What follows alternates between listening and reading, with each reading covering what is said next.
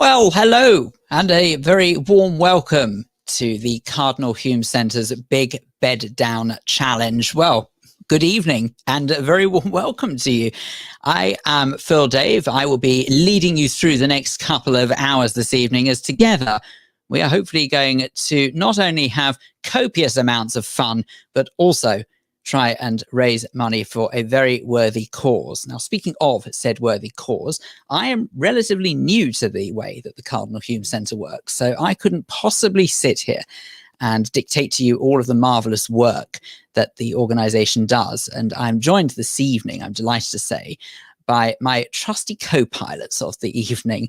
We have Trish and Steve, who are joining me this evening to hopefully guide us through just some of the great work that the centre does. A very good evening to both of you, and a warm welcome as well. Thanks, Phil. Live from a tent in St John's Wood. And live from a tent in Brentford. Well, hopefully it's not going to be the only tents that people will be joining us live from. Throughout this evening, we are going to be speaking to various people who are doing, well, hopefully something very similar on the Edge Down Live. What we'll do is we will speak to them. We'll also have one or two special guests as well who will join us throughout the evening. And I think, I don't know about you guys, but I've got a feeling that tonight is going to be, well, really rather exciting.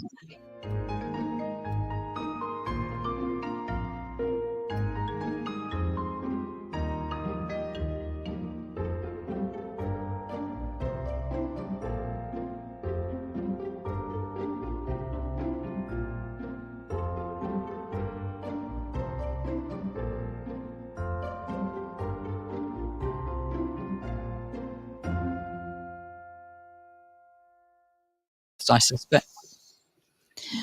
Anyway, well, there you go. That is what we want you to do this evening. We want you to get involved tonight. It's very simple. You are going to be part of, hopefully, the CHC Den Challenge. Now, we can see that both Steve and Trish have their dens behind them, and looking really rather splendid as well, I might add, but not necessarily daring enough to brave the elements, I can't help but notice. I hope so. This is going outside later, so we'll see if it survives the rain. My window box isn't big enough, Phil, unfortunately. Sounds like an excuse if ever I heard one. This is going to be potentially a very exciting night tonight.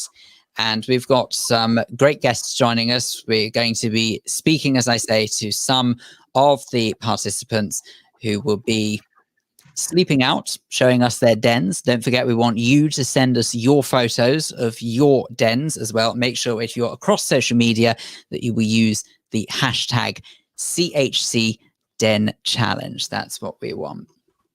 So I think that it's time that we had a little chat with two of our live sleepers. Now we can join Amber and Cookie, who join us, and say a very good evening to both of you. Hello, Amber and Cookie. Hi. Hi. Now, you seem tremendously excited, all things considered. You're in for an uncomfortable night. I love your enthusiasm. Good work. Now, can we just confirm who's Amber, who's Cookie? That's Amber. I'm Cookie.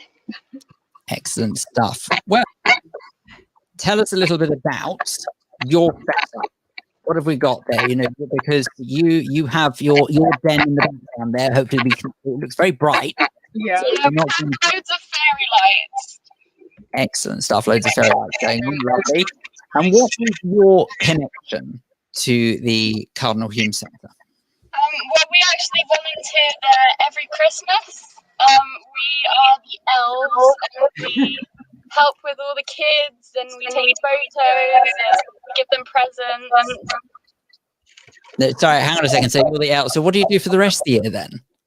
It must be very quiet for you between, say, January to November. Yeah, they do a great job. Yeah, no, we just participate at Christmas. Well, it's an essential time to do so, so why not indeed? What have you got with you this evening? You've got your den behind you. What is the key to a good den? What's your survival? Lots of fairy lights.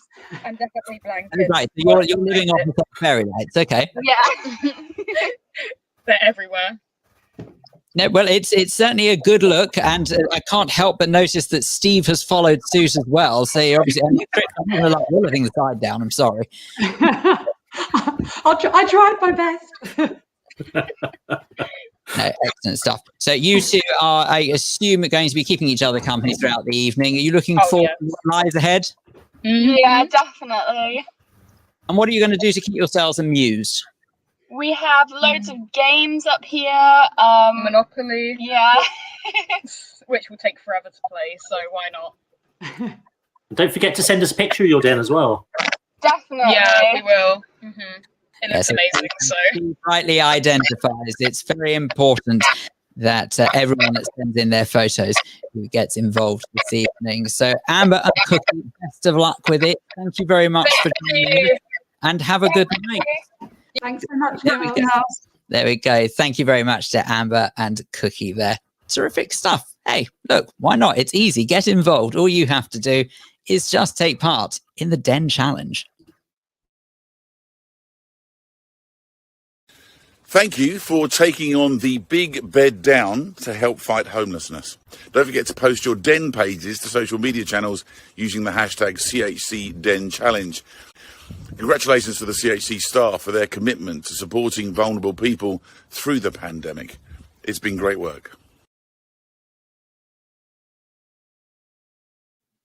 The lovely Nick Knowles there, of course, used to large building projects on DIY SOS. So hopefully you will be more than capable of building a den. And thank you very much, by the way. We're already getting some of your photos in on our social media, which is very exciting. So on Facebook and Instagram, it's simply at Cardinal Hume Centre.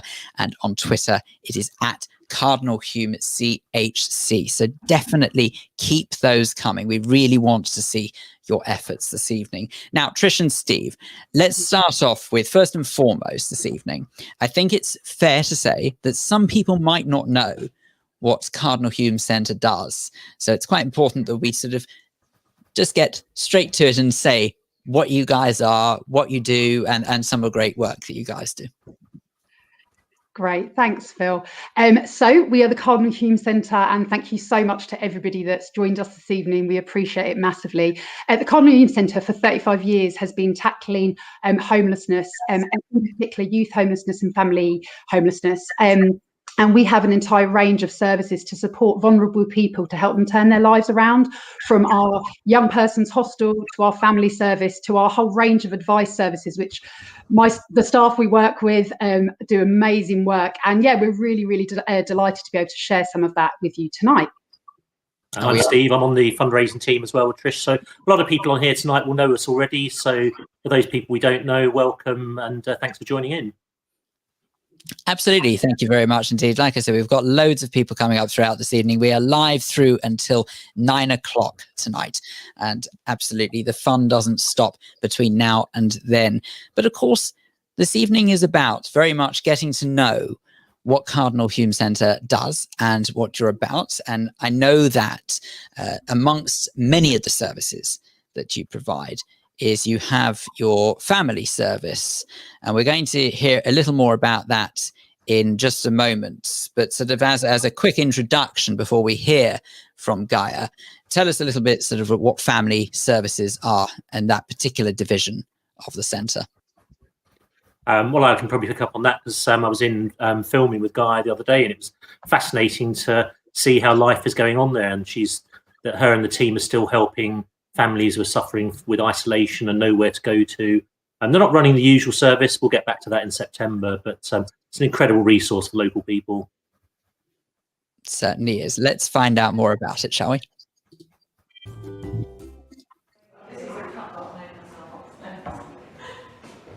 I'm on mute for the moment. Do you want to watch a device or? Cup of tea, please. Or some food.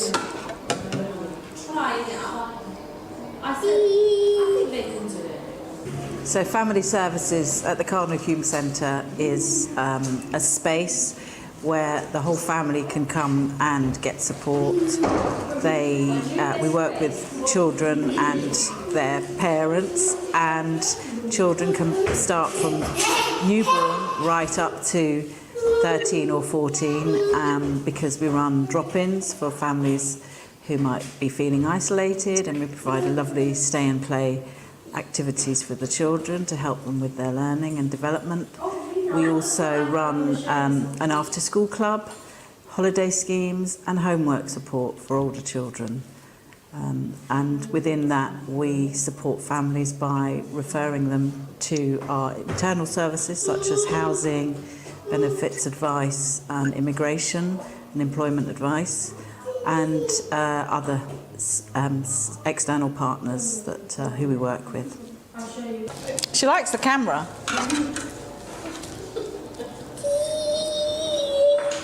I think it's been really awful for the children not to be socialising. I think the very young children, families that we used to see in the mornings, have really suffered, including their parents. They haven't got friends to talk to, they haven't got people to bounce off ideas, and the children really need to develop socially and emotionally through play.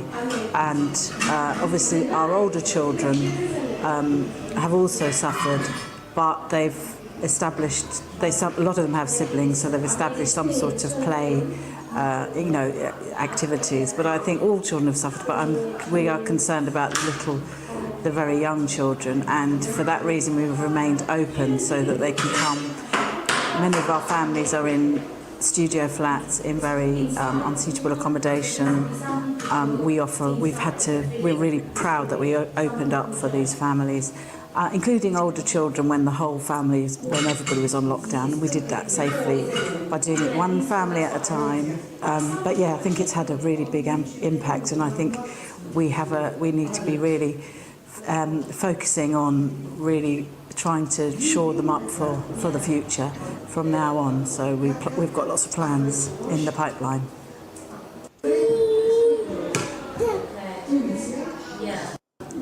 We've been very thorough, and what we do is when I mentioned that we've been seeing one family at a time, and by what we do is we have a box with that child's name on, or the children's name on, the parent's name on, the day of the week. Those toys go back, get put away, and they get brought out each time. We do wash them as well, but we don't need to wash them all the time. But we wash down all the surfaces in between families, and we keep the garden door up. We're lucky we have an outside space, so we have lots of ventilation. We wear masks when it is necessary, and we manage to keep distance. Well, at the beginning of the first lockdown, we noticed a real need for nappies and food vouchers, and I think lots of people were losing their jobs. People couldn't get access to things, and so we were able to supply quite a lot of families with that and food. It was quite startling how this became quite an apparent need. And a lot of my colleagues in other areas were saying the same thing. They're very expensive nappies, so that was a big one. We're still providing nappies because that hasn't really changed. And those are the kind of physical needs. Help with clothes, help with children's, woolly things for the winter, which we were able to provide. And toys and books, and of course access to IT. So during the first lockdown, the older children weren't going to school either, so we were able to provide our IT suite and support from some volunteers and somebody from the employment and learning team to help these older children with their homework. And we also had a volunteer teacher coming in and helping some of the children because parents were overwhelmed by the amount of work and couldn't really help them because they were looking after younger children, or English is not their first language. So parents were overwhelmed, which created quite a bit of stress, and the children were a bit overwhelmed. So we could provide the play space and also the support, which I think alleviated a lot of stress. But in terms of physical needs, it would be nappies, food and clothing, and of course access to benefits advice, things like that. Well, I really feel strongly that it was important that we were open for those families, one family at a time coming in, and I absolutely know that for some of those families we were a lifeline.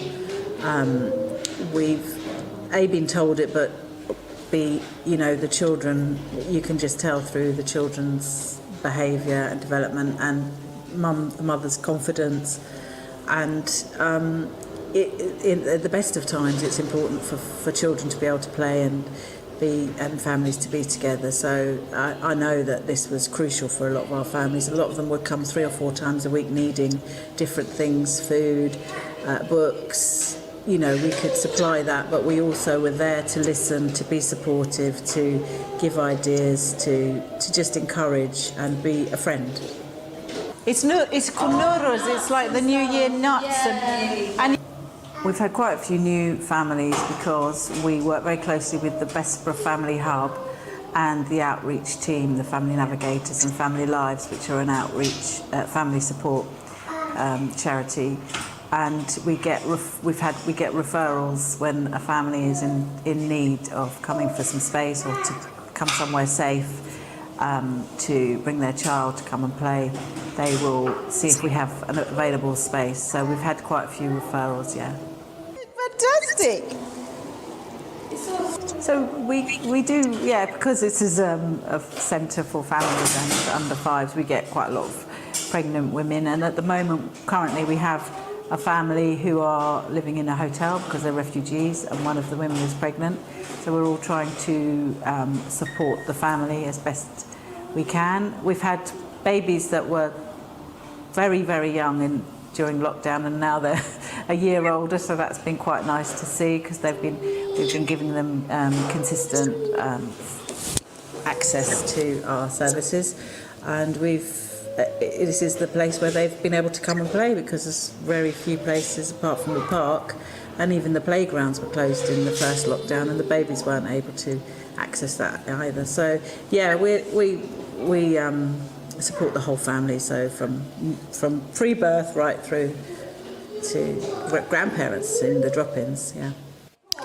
Onion. I need to cook that. Yes, so some of our parents, our mothers might have mental health, issues, and would have been really very depressed and isolated if they didn't have us to come to. That's why they were referred in the first place.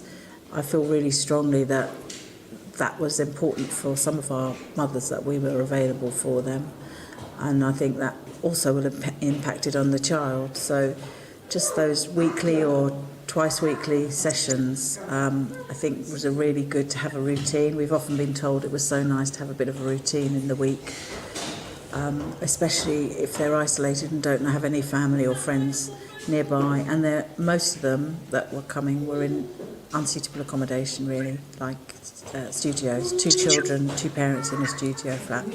So it's just important that we could give them that access. Well, we have families with complex issues, and that has come up over time, and we are linked with social services and we support as best as we can. But that does happen. Yeah. Happy Noros then. Happy Noros. Well, the trips were really good fun because we could have the whole family come, including really teenage daughters and sons who were like in their, late teens, coming along with their whole families. But we went mainly locally. We went to Battersea Park, but we went to the Children's Zoo. We went to do some mini golf there and socially distanced picnicking, a bit of paddling in the paddling pool, and that was lovely. We went to London Zoo in the following half term, which was a real treat. And so we did, and we went on the river to Greenwich Park. So we mainly went to parks in London because most of them are accessible. And you can't get that, I even contacted the company and they sent it 3 weeks later. Yeah,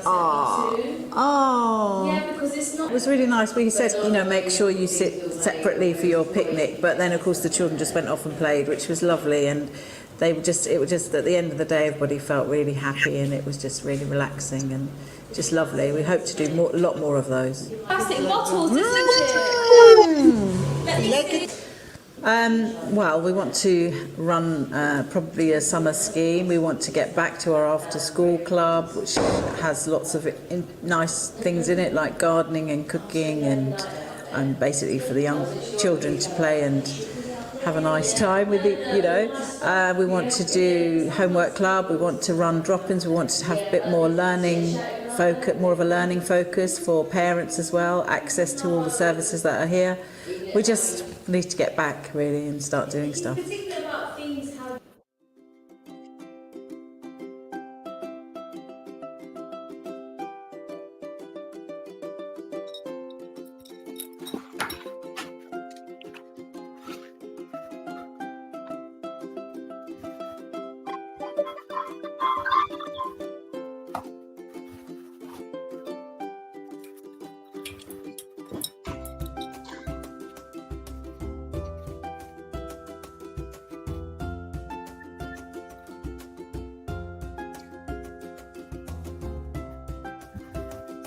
From drop-ins for under fives, for their parents to come and play, and the children to sorry, I said the parents to come and play. It's because I was worried about her. She was going to come and get your camera. Don't worry, carry on. Terrific stuff. We love Gaia. Yeah, she's amazing. Do you know what? Just watching that film just then, the only way I can describe it is that you get a good feeling, and that might sound really cliche, really corny, but I can't explain how you see people like Gaia and the team there and the work they do. And it just makes you realize that there are a lot of good people in the world, but unfortunately that good can only come with support. And that's precisely why we're all here this evening. And I know that sort of support is very much the name of the game when it comes to, I think you've got a food voucher system that sort of goes, where do you get these food vouchers from? How does that side of things work? Yeah, good question. So when lockdown actually happened, we really were slightly concerned about how families were going to access food, and we did an emergency appeal. And thanks to a lot of our supporters, many of whom are participating tonight, yeah, well done to them. We were able to set up this fund, and so far we've supported 600 people to access food, including over 300 children, and with many of them helped multiple times. And it has actually been so vital for some families, where parents have lost jobs and they're really struggling. So yes, so it's been fantastic to be able to deliver that. Now, of course, family services is only one division of the Cardinal Hume Centre, isn't it? Because you've got lots of different facilities, as it were, broken down within the organisation. Yeah, we do. So, generally, often people need help with more than one issue, and so we have a whole range of services on site. We have our founding service, which was a youth hostel for homeless young people, and we'll hear more about that shortly. We have our family service, which we've just seen, but alongside that, we have a whole range of services and a specialist team who are just amazing that can advise people on everything from housing advice to immigration advice, and we even have a doctor's surgery on site. So the idea is that for someone who needs help, they don't have to go to multiple different places. They can come to the one place, and we're very proud of the warm welcome we give, and it means that people know that they can get that support.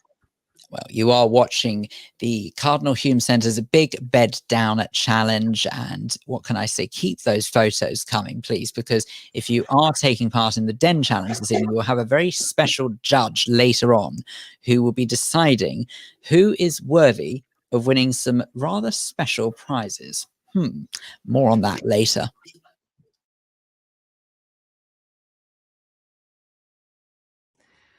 Victoria Smurford here to say how lucky and grateful I am to have a home. 1 in 3 children in Westminster are currently living in extreme poverty. Now, the Cardinal Hume Centre has been there for them through the pandemic, 24-hour care. These are kids that have been thrown out of their homes, neglected, out of care. They're refugees. Whatever their story, the CHC has been there for them. Now, this Friday, due to the fact that nobody can fundraise traditionally, they're hosting a virtual event called Bed Down. Now, that means sleeping on your floor, sleeping on your sofa, sleeping in your bath in solidarity for those dealing with homelessness. Ultimately, what we'd love and hope for is for you to be able to donate £20. If it is in your hearts, if it is in your pockets, please consider helping the CHC. 1 in 3. Think about that.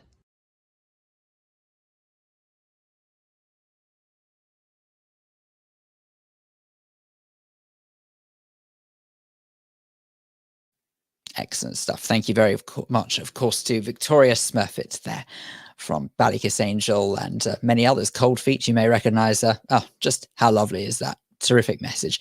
And as she said, please do, if you are able to donate, please do. The details are forever going across your screen now. And even if you can't necessarily donate, you can certainly help raise awareness by sharing this across social media. Just use the hashtag Big Bed Down. That'd be marvelous. Okay, well, speaking of Big Bed Down, it's time now to meet someone else who is taking part in the Den Challenge. We can speak to another one of our live sleepers, and I believe that Harriet joins us. Harriet, very good evening to you. My goodness me, where are you? I'm outside near my school with my dog Tilly. Hopefully you can see her. We're out in the garden, and I have lots of my girls sleeping out, also raising funds for Cardinal Hume Centre. Good work. Now, Harriet, you're the head teacher at St Mary's School in Hampstead. Now, you've taken part in this before, but I'm guessing this year feels a little bit different. This is very different.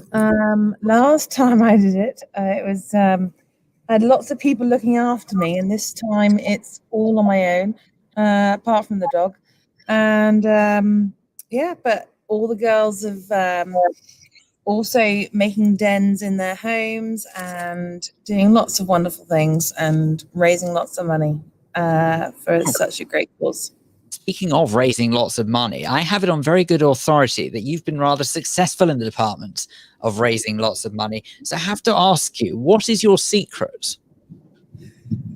Oh, I have a wonderful community. The school community is wonderful, and they are so supportive of your charity, and just they want to make a difference, and so they do. So I think we're at my Just Giving page is about 2,500, and the children are also raising money as well. So we will know our final number at some point. But everything we can do to help is so important. Excellent stuff. Well, best of luck to you and to Tilly. Oh, look at Tilly there. Now, what make of dog is Tilly? Which is a King Charles, I see? She's a Springer Spaniel. I'm sorry, have I insulted Tilly now? Keeping me safe from the London foxes, because I'm a bit scared of these London foxes.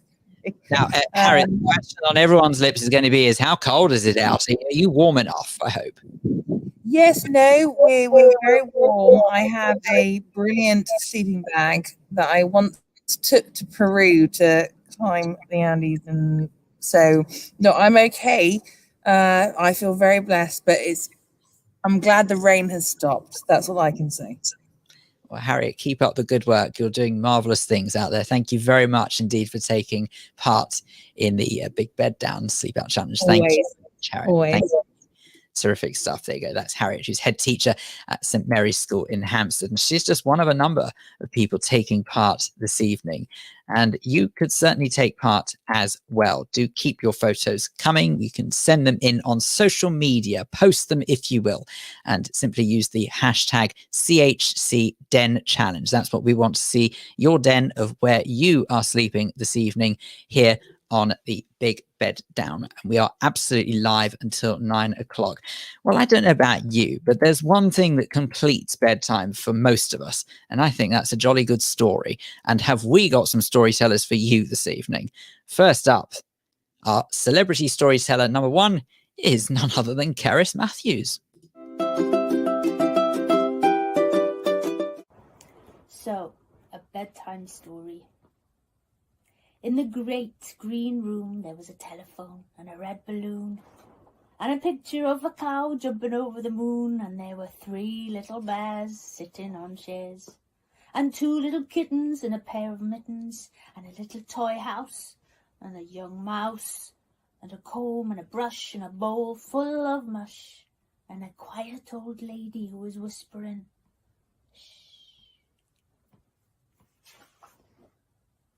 "Good night, room. Good night, moon. Good night, cow jumping over the moon. Good night, light and the red balloon. Good night, bears. Good night, chairs. Good night, kittens. Good night, mittens. Good night, clocks, and good night, socks. Good night, little house.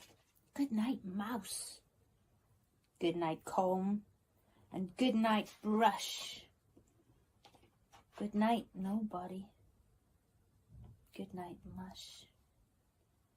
And good night to the old lady whispering, hush. Good night, stars. Good night, air.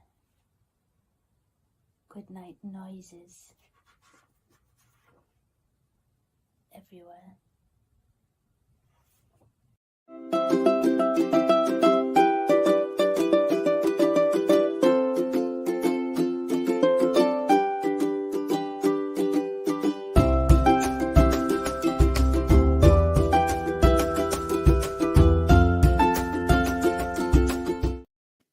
Oh, how lovely is that? Got nice soothing tones of Cerys Matthews there. Thank you very much indeed to her for being our first storyteller.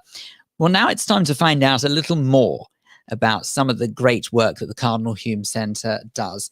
And in particular, we're going to look at actually the very first service that the centre offered. And that is the hostel services, and to be precise, hostel and supported accommodation.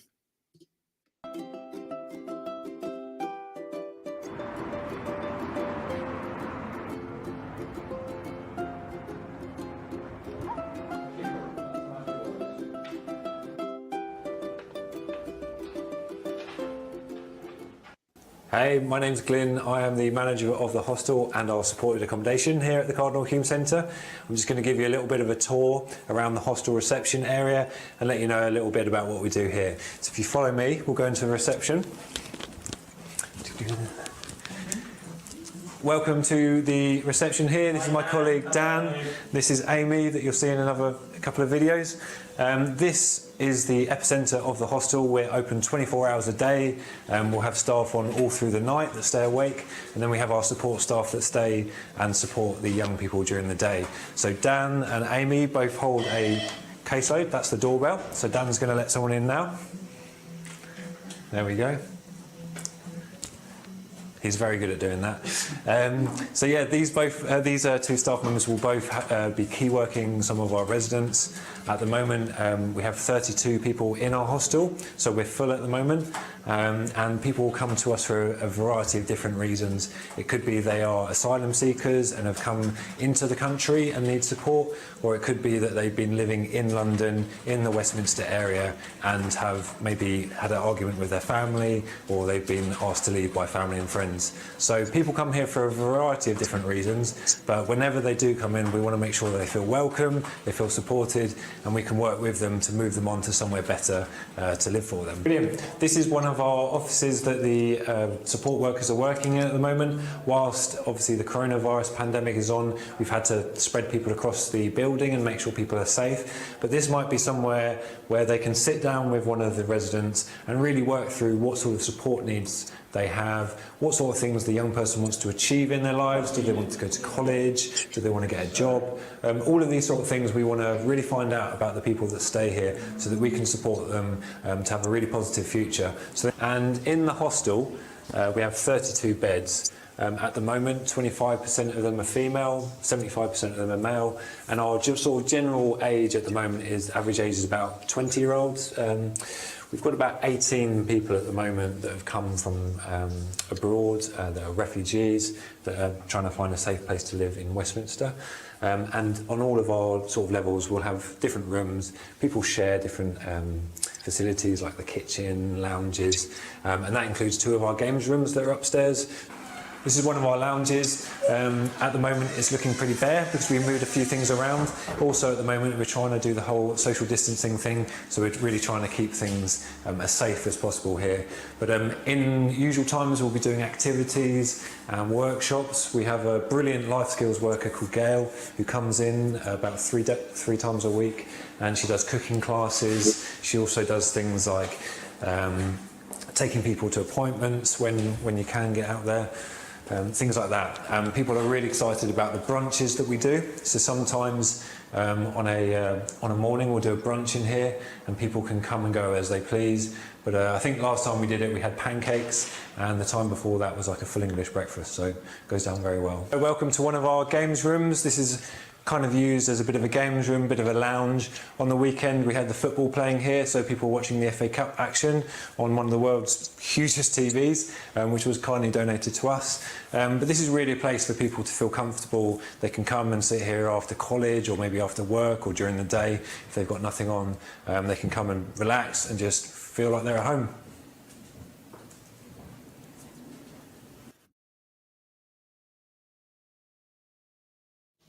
Terrific stuff. Well, in that little clip there, we saw our manager of the hostel there, Glyn, who I'm delighted to say actually joins us now live. Glyn, a very good evening to you.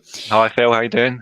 Yes, good. Thank you. I trust you are as well. Now, I have to say, the first thing I observe is that that's like no hostel I've ever laid my eyes on. That looks really homely. It looks really nice and comfortable. And it doesn't have it doesn't depict the typical image that one might expect a hostel to look like. And I assume that's a deliberate move. Yeah, absolutely. We want to make sure people feel really comfortable, really at home whilst they stay with us. People can be with us for a couple of months, even up to a couple of years. So while people stay with us, we really want to make sure that they feel safe. That's a real priority for us. But we want to make sure they feel supported too. Now, we're going to hear about one of the clients who's used the hostel in just a moment's time. But how have the residents been coping with the notion of lockdown? We've all had to make adjustments. Most of us who are lucky enough to say we have a roof over our head have just stayed at home. We've stayed within our family, or if we don't have family, we just stay within our 4 walls. But I'd imagine that sort of in a hostel environment, that could be quite tricky because, of course, people have their own lives. And how have you been dealing with the pandemic? It's been a really tough year. I'm not going to lie. The one thing I can say is that I've been just so impressed with the resilience of the young people that have stayed with us. You know, these are people that have had, in some cases, really horrific childhoods. They've had really adverse experiences growing up. And so to be in a hostel in the middle of London during a pandemic, I can't imagine how that would have felt. But we've done lots of different things with them. Right at the beginning, we bought a basketball net, table tennis table, so we could have that outside, so people could be outside and have a bit of fun, whilst also trying to make sure that they don't go out and hang around with their friends too much outside. Well, Glyn, don't go anywhere because we'll hear more from you in just a moment's time. But first, let's hear from one of those clients. This is James's story.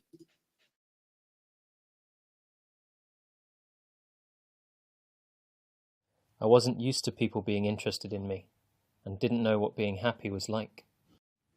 I was abused and neglected, and at 17 I was homeless and struggling with what had happened to me. I moved into the Cardinal Hume Centre hostel and got the support I needed. I really value the time here and the help with structure.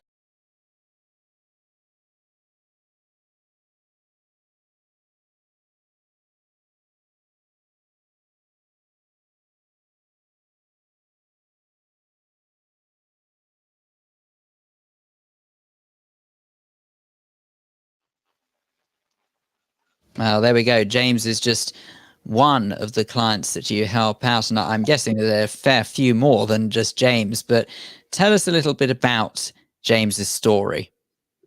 Sure. So this is an individual that's been with us for a couple of years now. He has had a really, really difficult childhood, really experienced some really horrible and horrific abuse growing up, which meant that he wasn't able to trust people.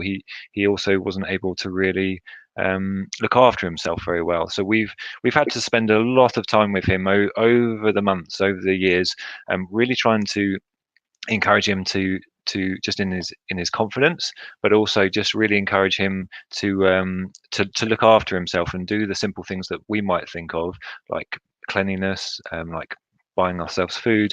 But yeah, the staff team have been incredible, just really getting alongside him and seeing him sort of slowly get steps towards his hopefully a bright future. And of course, that these are just things that, as you say, we just take for granted. But if you've never had anyone to show you how to look after yourself, and it sounds like such a basic function, doesn't it? But if no one has ever actually taken the time to show you how to take care of yourself, well, then understandably, it has to fall to somebody else to do that for them. And that's obviously where you guys come in. Absolutely. Yeah, it's really rewarding when we see people improve their circumstances, and the ultimate goal for us is really to have people come in. Obviously, the reasons that why people come in can be quite shocking and can be quite sad, but when people move on, we really hope that they move on to somewhere more independent for them, and somewhere that they'll thrive in the future. Well, I've no doubt that sort of with the work that you guys are doing, that I'm perfectly sure that you will do. Yeah.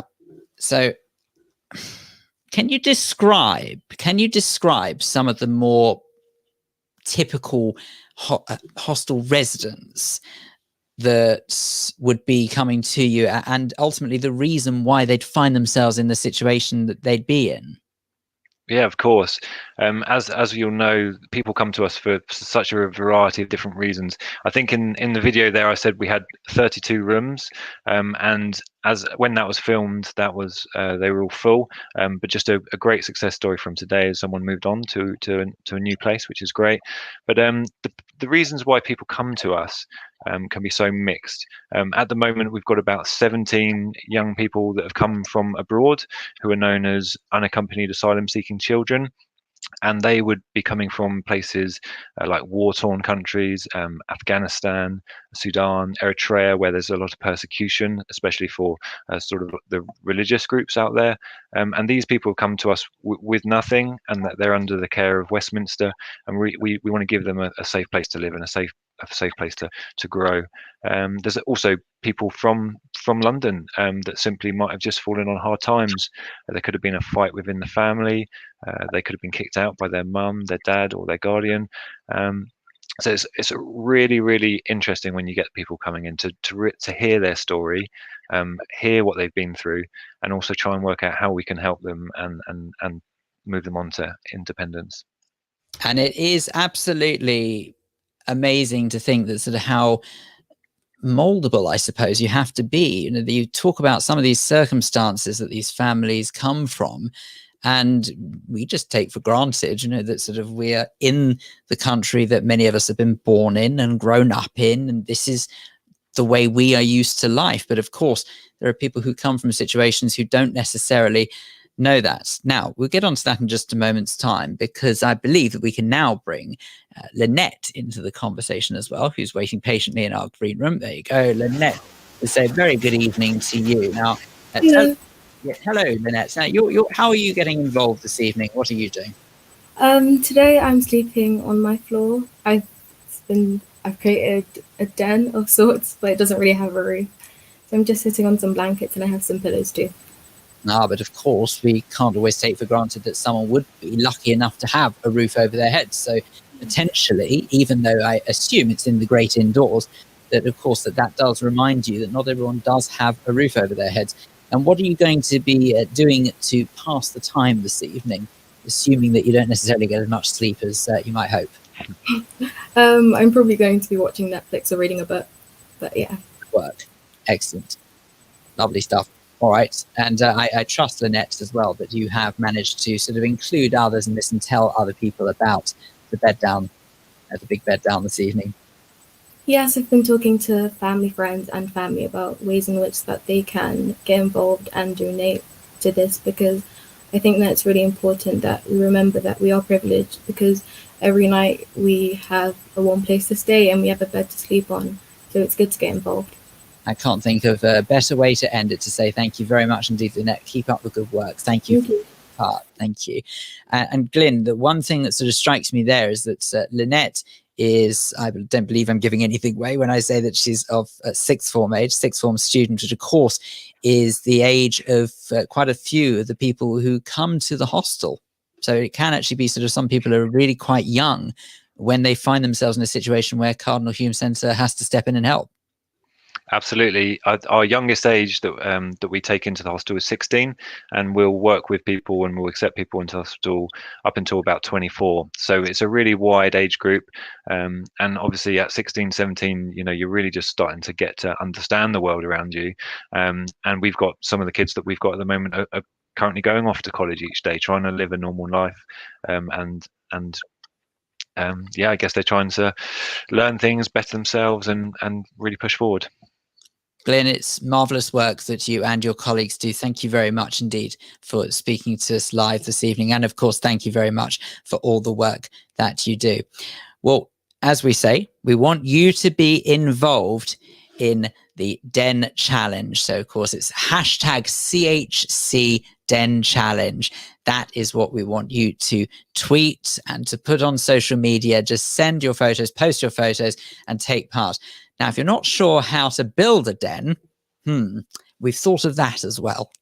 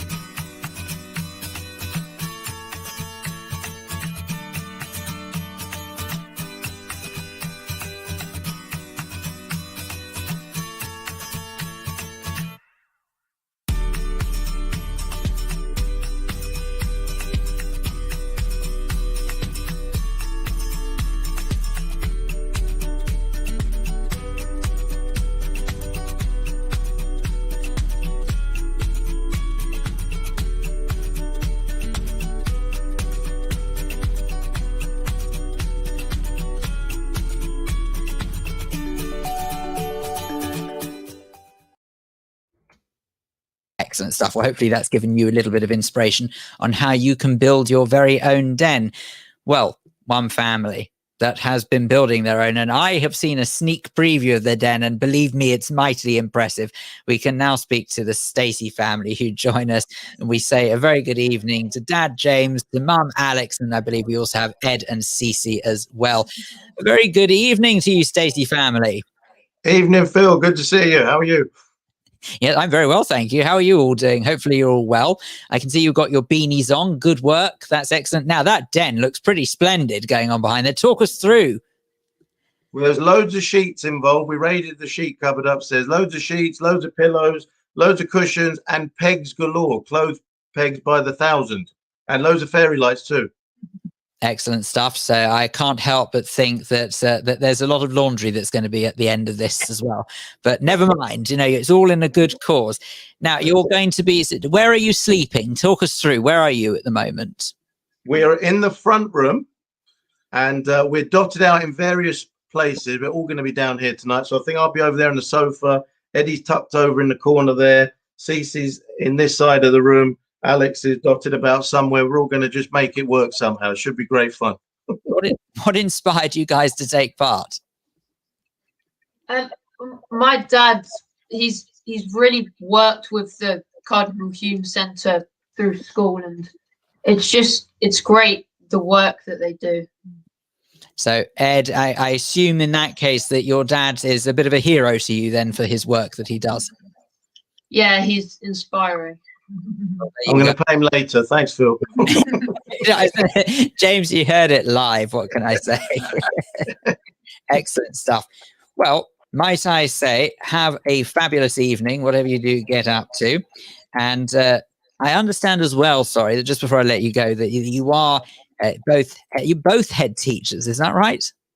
Yeah, both in the field of education, and it's been great over the last few years being able to work with Steve and do fundraising at St. Joseph's Primary School in Chelsea, and the families and the children always dig deep and support so well. So I hope they're doing that tonight. I think it was rise to the occasion, and it's just a great charity to support. Cece, Eddie, Alex, everyone wanting to support it.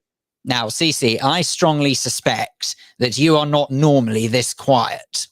So, no, she's got a shake of her head there. Good work. Now, I want to know sort of what have you got food wise? Are you going to have any midnight snacks or anything like that tonight? We are going to have, I think, popcorn, and for dinner we're probably going to have hot dogs. I'm very pleased you got that the right way round, because if you had popcorn for dinner, I would have been quite worried. But and what about, is there anything? You can be honest with me, Cece. Is there anything that you can't sleep without? Do you have any particular favorite bear or anything like that that's joining you tonight? This one I sleep with, and I just love him so much. Oh, look at that! That's terrific. And what are their names? I haven't named any. Tonight's the night to name them, I think, Phil. Thank you. Tonight's the night. Tonight is definitely the night, I think, to name them. Well, look, best of luck, you guys. It looks like you've got a very fun setup going on there. And thank you very much indeed for taking part in the Den Challenge. It's very much appreciated. And thank you for speaking to us as well. Thank you. Thanks very much. Take good care. Have a good night, guys. Thank you. Oh, look at that. That's terrific. Well, that's the Stacey family there. So, of course, if they can do it, you can do it. We want you to take part in the big bed down at the CHC Den Challenge. It's hashtag CHC Den Challenge in particular if you want to post your photos on social media. And don't forget, there are prizes later to be won. There is a prize to be won. I've been reliably informed. Haven't been told what that prize is. I think it's so I don't keep my eye on it. But one way or another, there is a prize. And I have been told it's something to do with Easter. So you could say that's quite fitting. So if you want to be involved and stand a chance of winning, well, then you've got to send us your photos. We've got a nice guest judge later on. In fact, I'm going to wait for the thumbs up. Am I allowed to reveal who guest judge is? I'm going to wait for the authority to be told I can reveal who guest judge is. Hopefully I will be allowed to do so. And if I'm told yes, I can, then believe me, you're going to want to impress guest judge. Now, also this evening, we are going to be having various celebrity readers. I've been told that we're going to meet guest judge in just a moment's time. So that's something to stay tuned for, if nothing else, believe me. But before then, it's time now for our second celebrity storyteller. And my goodness me, without a shadow of a doubt, the first lady of news, it's only Angela Rippon.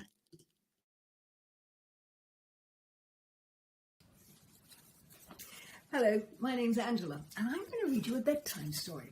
Now, it's all about a little fairy who lives in the Great Wood. She's called Lucy Leaf, and she has lots of friends, and they all have lots of adventures together, and this is just one of them. So, are you lying comfortably? Then I'll begin. Lucy Leaf was puzzled as the tiny woodland fairy sat outside her cosy little house in the middle of the Great Wood. She had a very strange look on her face. Now, usually, her woodland neighbours could guarantee that whenever they met Lucy, she would have a bright, smiley face and eyes twinkling full of fun and merriment. But right now, she sat with her head on one side and looked very worried and puzzled. She'd just seen Mr. Crow walking past her house, heading down the narrow lane that led to the river. "Good morning, Mr. Crow," she said. "Good morning, Lucy," he replied. "What a beautiful day this is." And with that, he disappeared around the corner, strolling down the path without a care in the world. She'd seen him on his walk every morning for the past week, and they'd always had the same conversation. And that was the problem. You see, Mr. Crow was a bird, a very large black bird with very large black wings, which meant he could fly. which meant he was supposed to fly. But every time that Lucy saw him, he was walking. Now, why on earth would he do that, she thought, when he could fly over the top of the trees through the great wood and get to the river in no time at all? After all, as a fairy, Lucy could certainly fly anywhere she wanted to and knew all the shortcuts through the great wood. So why on earth would Mr. Crow walk everywhere? Well, it was certainly a puzzle, and she just could not think of an explanation. She was still sitting there deep in thought when suddenly there was a crash and the sound of breaking twigs and branches above her head. So she looked up and she saw her friend, the elf, Spike, flying towards her through the leaves at great speed. "Come on, Lucy," he said, gliding down beside her. "What on earth are you doing there, just sitting and daydreaming? We're going to be late for magic school." So they flew off together to meet her friend, Daisy Chain. Well, Lucy forgot all about Mr. Crow and her worries about him, and the long summer days dragged on for several weeks. But then something happened that changed absolutely everything. Now, Lucy and Daisy Chain loved blackberries, and as the summer grew to a close, the hedgerows were absolutely bursting with fat, juicy berries just waiting to be picked. So the two friends met early one morning, carrying large baskets, and flew off to pick as many of the sweet, glossy fruits as they could carry. Some of the berries were quite close to the ground, but others were very high up in the hedgerows, and so the two little fairies had to be very careful that they didn't get tangled in the thorns and were scratched by the thorns which protected the berries. So from time to time, Lucy would scatter just a little bit of fairy dust over the plants to make sure that the thorns were soft and safe. Perhaps one day she might be able to make the berries pick themselves and fly into her basket, but that was very advanced magic, and she couldn't do that yet. Meanwhile, she just flew from branch to branch, choosing the fattest and juiciest of the berries, and in no time at all, their baskets were absolutely full. "I don't think I can carry any more," said Daisy, as she staggered under the weight of her basket. "And I've eaten so many, I think I'm fit to burst." Lucy noticed the dark red stain around her friend's mouth, and she thought, "Yeah, you're probably right."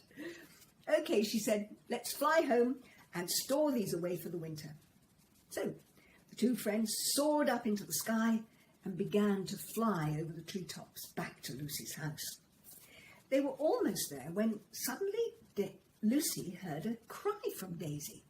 Now, her basket was so full of berries that some of them had started to fall out, and Daisy made a grab for them.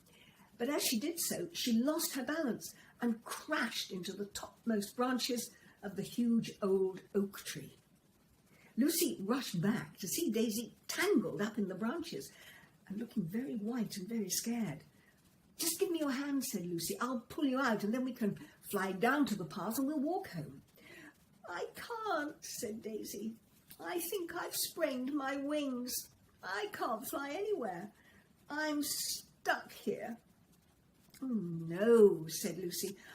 "I don't have any spells that will mend wings, and you're a bit too heavy for me to carry you. What on earth are we going to do?" Daisy began to cry, and Lucy wondered what on earth she was going to do to help her friend. So there's Daisy, stranded and tangled at the top of the oak tree. And if you want to find out what happens, join me a bit later and I'll tell you.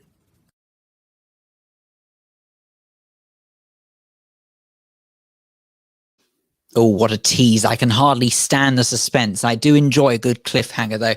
And as the living legend that is Angela Rippon says there, you can absolutely find out a little later on this evening what happens next. Well, now I think we need to meet with some more of our live sleepers. And I'm delighted to say that I can see waiting in the digital green room, Tristan. And I'm hoping Tristan is joined somewhere by his mum and dad. But if not, it doesn't matter because, oh, there's Gemma. Look, and there they are now. A very good evening. Hello, Tristan. Hello. Hello there. Well, you look like you've got a rather fun tent behind you or den behind you. Talk us through, where are you? I'm in my Games room. Your game room? Good Lord, how big is the house? We sacrificed the dining room. Well, on the outside it looks small. It looks big. The TARDIS. Are you by any chance being prompted by your mum there? Is she being camera shy? Hello, Gemma. Hello. Right, hiding in the corner there. Well, look, I can tell, Gemma, that it looks like you are already having copious amounts of fun this evening. So good work for that. What is the plan for tonight? What are you going to get up to, you guys? Well, probably we're going to watch Scotland versus France. Right. And then we'll probably Tristan, when Tristan, you'll have to excuse me. I'm really silly. Is that some sort of sporting reference or something? Yeah. Oh, right. Okay. Sport. Rugby. Oh, right. Okay. No wonder I don't understand. As you can tell from my rugby physique, I regularly take part in all things to do with rugby. Anyway, are you going to be having any midnight snacks this evening? Because this seems to be a common theme. We've heard so far hot dogs this evening, popcorn. What have you guys got? We've got lasagna and cookies. So lasagna first and some cookies. But we're sofa surfing, so we're doing it in our spare room. And that's how we've got this, well, luckily solar light, so we don't have to worry about electricity or turning them off and on. Now, I understand that the big bed down spreads far and wide because we have suggested, albeit subtle, that a lot of this revolves around Westminster, but actually you guys are in Wales, are you not? We are. That's why this rugby match is quite important, so we'll definitely be having it on. Excellent stuff. Well, look, best of luck with it. Have fun. And Tristan, how late are you going to stay up? Probably very late. Excellent. Well, I'm sure that in no uncertain terms that Mum Gemma will look forward to the consequences of that tomorrow. Have a great evening, guys. Thank you very much indeed. Thank you very much. Thanks. Bye. There we go. Look at that. Lovely. Tristan and his mum Gemma there. And they are also taking part in the Den Challenge, the CHC Den Challenge. Hashtag CHC Den Challenge is what you need to do. Okay, I think it's time that I bring back our trusty co-pilots for this evening in the form of Trish and Steve. Now, guys, I trust you're having a good evening because you've obviously got your own dens going on behind you there. Not as impressive as some of those. Amazing to see some participants live tonight. That's great. It's fantastic. Seriously, I'm loving the efforts that some people... And I tell you, I feel very sorry for our guest judge this evening, who has to ultimately look through the photos of people who've sent in images of their den setups. Don't forget the hashtag is CHC Den Challenge. Please post that to your social media, because my, what a treat we've got. Oh, it's only Dominic Holland. Oh, Dominic, good evening, sir. Good evening, everybody. Thank you very much for having me. I've always wanted to be a judge, Phil, so here we are. I've made it. Well, what are you going to be? Are you going to be more of a Simon Cowell, do we think? Are you a harsh judge? No, I'm going to be a very kind judge, given that they're all doing such a worthy thing, and I'm sitting here in the warmth of my living room, and I'm not at all slumming it. So I'm very in awe of these young kids doing a very noble thing. So I'll be very kind, but I will have to find one winner. So I'm looking for maximum endeavor and a little bit of creativity, perhaps. And what have you seen so far, without giving too much away? Has there been any, say, features in the dens that you've seen so far this evening that makes you think, well, that's a good thing? Steve looks like his has come straight from millets.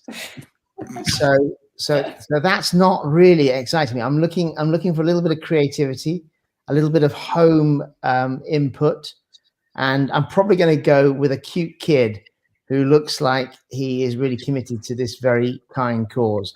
Because I went to Cardinal Vaughan School, which is associated with the Hume endeavor. So I feel very privileged and very happy to be invited along here tonight. And I'm really excited about judging. You know, I've just got back. I've been in Oxford today doing some work, so I've just got back, and I'm very happy. Looking forward to seeing all of the the dens across the country, including Wales. We just saw Gemma in Wales. Good luck tonight in the rugby, of course. Phil, Tom, did you have to build dens with your lads when they were younger, or? Do you know what, Phil? I'm very an indoorsy kind of guy. I'll be honest. I'm not much of a camper. I've done festivals over the years. I've done the big festivals as a comedian, and I've always hated it. The idea of living on the ground. I'm much more of a suspended, sleeping on a bed in warmth with running water. But what I'm going to do is I'm going to encourage everybody who's watching. Okay, I am the judge. As I say, it's a moment for me. Wherever you are, I'm going to send in your photographs to Phil. Remind me, it's the hashtag. It's hashtag CHC Den Challenge, and also you can also use the hashtag Big Bed Down. Now you see on the screen now that we've got some of the splendid photos that have already been sent in, so we can have a little flick through that with the wonders of modern technology. Right. Oh yeah, very good. Through some of those photos that are already coming through, and it looks like people are having copious amounts of fun. I'm loving this. Which is what you need. Now, what I know straight away now, Phil, is it's going to be very difficult to judge. Okay? Because what we're getting is a big Easter egg at stake here. Okay, for Easter Sunday, it will be delivered to you by Phil himself. Wherever you are in the country, Phil will deliver the egg himself. Hang on. No, it's Easter Bunny. We want to encourage people here, not. Phil's going to cycle to wherever you are. I'm hoping someone in John O'Groats wins. I will be choosing the John O'Groats entry because it means Phil has a 600-mile cycle ride. Phil, you have to get out of that suit and get some lycra on. Please no. Excellent stuff. Well, now well and truly set me my task for the days that lie ahead. And I'm sure it will be days if I have to travel too far. But anyway, this is what we are looking out for. Dominic, we're going to hear more from you later, sir, when we were here. I will just tell you, Phil, I've just tried there's a text button tonight to send in some money. And I have just tried the text. I put the number in, and I have to tell you, it came back undeliverable. So maybe the text at the CDC can do some work because my one didn't go through. So just thought I'd put that out there. Definitely get our team to look into that, and thank you for letting me know about that. And I'll be back at 8:50, I believe. And so I think they're going to send me all the images, and I will have had a good mooch. My wife is here. We'll have a mooch together. We'll come up with a winner. And good luck to you all. Thank you very much for taking part. Great fun. Well done. Thank you very much, Dominic. Thank you. Take it easy.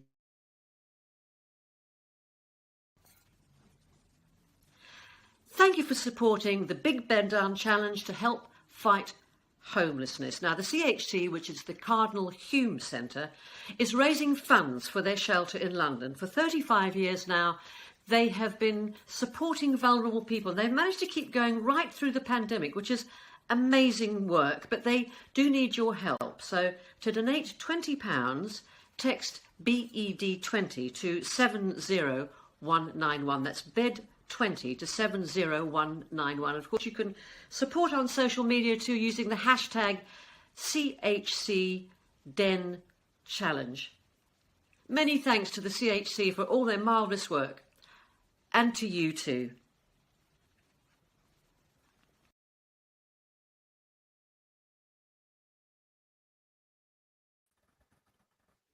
Oh, terrific stuff. Thank you very much indeed to Nina Mishkov. Good Lord. I mean, just if you wanted to talk about a scary judge, my goodness me, one who thinks back to the day of you could judge.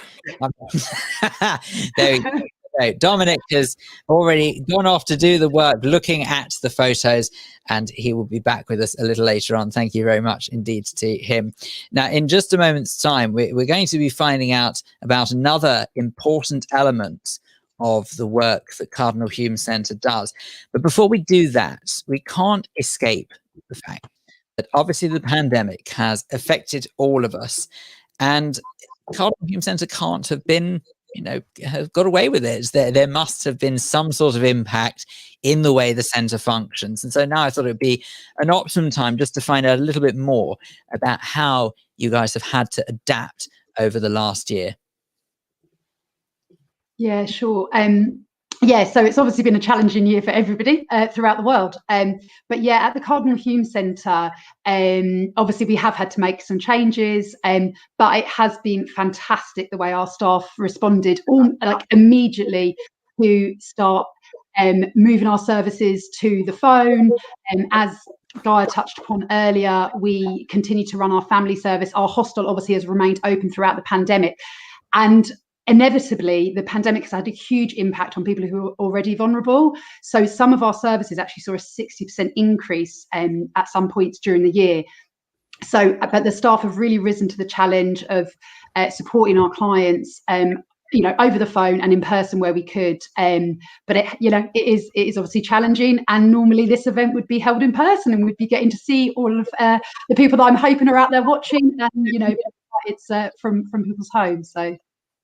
Yeah, and we just want to reassure you, by the way, that you may have heard a little earlier on that Dominic was expressing concern that the text number wasn't working. I've had it on good authority that the text number has been working for lots of donations. So thank you very much indeed. Please don't worry if you have texted to donate. Your donation has been very gratefully received.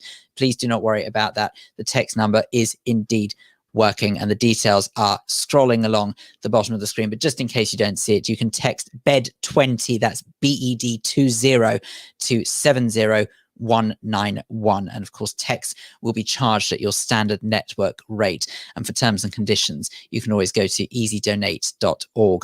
But I mean, Steve, it's something that Trish was saying just now about when we were talking about the impact that COVID's had that really just dawned on me, is that people who use the Cardinal Hume Centre, the clients that you have there, are frankly already in a position that could be seen as more fragile than most at the best of times. Never mind when there is a pandemic that is scaring the wits out of many of us in everyday life. So there must be a real, I would imagine, effort involved to reassure people and to take care of their welfare. Absolutely. And I think we feel it very strongly, I have to say, at Christmas when we're setting up a Santa's grotto and wrapping presents for kids, because a lot of the ones that we're helping are immigration clients who have no recourse to public funds, and that literally means they are surviving on hardly anything at all. And these are ones who will struggle to get work, and they'll live in unsafe accommodations. They're one of the hardest hit part of the service, in my mind. Well, it's great work. No matter what happens, you guys are absolutely phenomenal. And I think that, sort of bearing in mind, I did declare at the start of this evening that I am learning at the same time as those who are watching along this evening, because I didn't know much about your work before, but the more I hear, the more impressed I am. We're going to hear more from you in a little bit. But now I want to bring into the conversation two people who are from the immigration service, the immigration side of the work that the Cardinal Hume Centre do. And we can now speak to Maka and to Debbie, and a very warm welcome to both of you. Thank you for speaking this evening, because obviously I think that it's very easy to forget that when someone thinks of those who may be facing homelessness, they don't necessarily think that it could be the reason is that they've come from perhaps other lands, other shores. And of course, that's where you guys come into it. And it's very much part of the work that you do every day. So tell us a little bit about your service and the division of Cardinal Hume that you're responsible for. Right. Well, the immigration team mainly act for what's called undocumented migrants. So they're people who are here but who don't have status. They've either come, quite often they've come here perhaps as students, perhaps on other visas, visitors visas, and then various things have happened which meant they've stayed on, and then visas run out and they're here legally. So our main work is trying to get families in particular immigration status, because if somebody doesn't have status, there's nothing you can do to sort out their other problems. They're not allowed to work, they're not allowed to get benefit, they can't rent legally, they can't open a bank account, they can't get a driving license. There's absolutely nothing they can do until you sort out their immigration status. And of course, those are vital documents that, again, we probably all take for granted. Okay, not everybody drives. Okay, not everybody has a passport. But the point is that all of this documentation, based on the system that we have here in the UK, it is vital before you can actually get a roof over your head. And it seems like almost a chicken and egg scenario, not to trivialize it, Maka, but it's a chicken and egg scenario, whereas the case of if you don't have certain documents in place, well, then you're potentially never actually going to be in a position to get your own home. Yes, absolutely. As Debbie said, it's extremely difficult for some of the clients. And one example that I can tell you is, I mean, we've got millions of examples, but this one is a client with family, children, and she did not have any immigration status. So she ended up prostituting in the street in order to support her children. And one of her children was particularly disabled and could not speak or walk.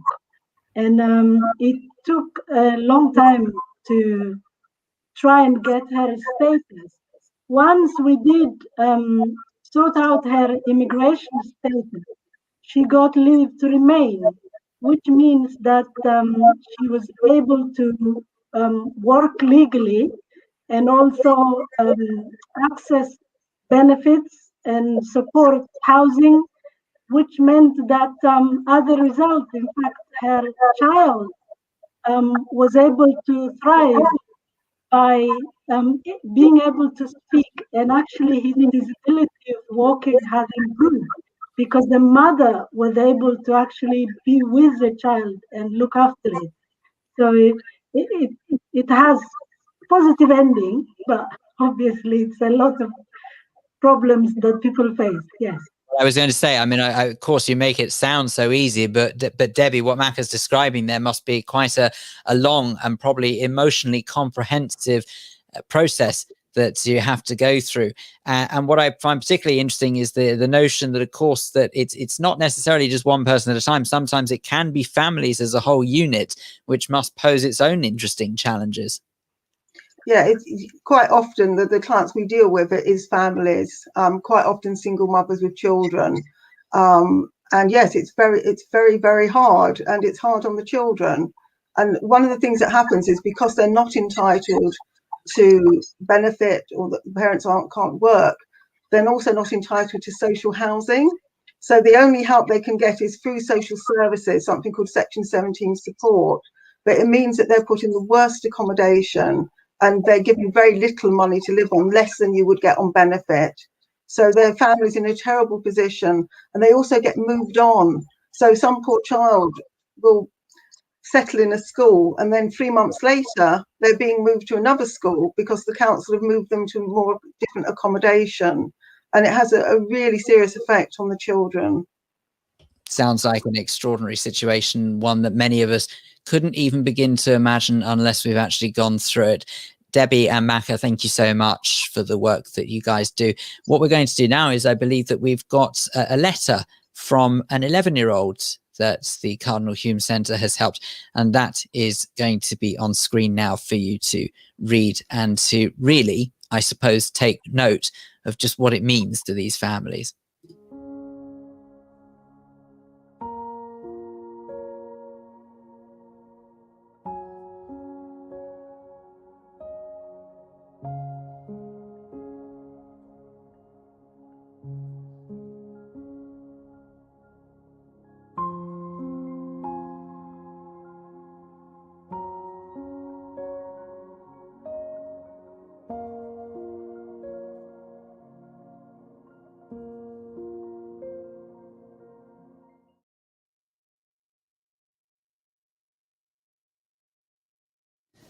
It's amazing, isn't it? Seriously, you just take so much for granted, the simple things in life, and yet, well, just that's one example of the families that are helped by the Cardinal Hume Centre.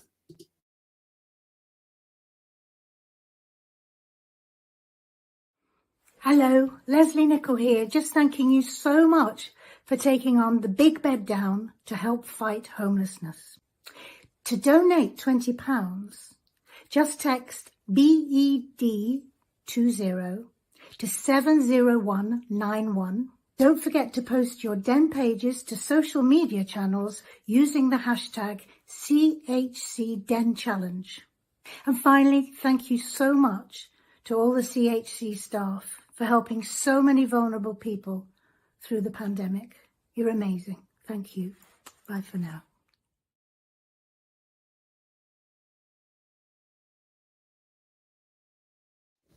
Oh, the lovely Leslie Nichol there, of course. Mrs. Patmore from Downton Abbey, no less. Good gracious me. We do have royalty amongst us this evening, I'm quite sure. Speaking of royalty, in just a moment's time, we were left with a bit of a cliffhanger from newsreading legend Angela Rippon when she was telling her story a little earlier on. So we will be going back to her very shortly. Also, in just a moment, we are going to be meeting the CEO of the Cardinal Hume Centre, and that's George O'Neill. As soon as he joins us, we will be having a chat with him. And he is here, I believe, right now. George, a very good evening to you, sir. Hi, how are you? Very well, thank you. And Yeah, hopefully good. you are. Now, George, you look like, now there's not a lot that escapes my notice, but you look like you're out and about. I am. I'm on the balcony where I'll be sleeping later.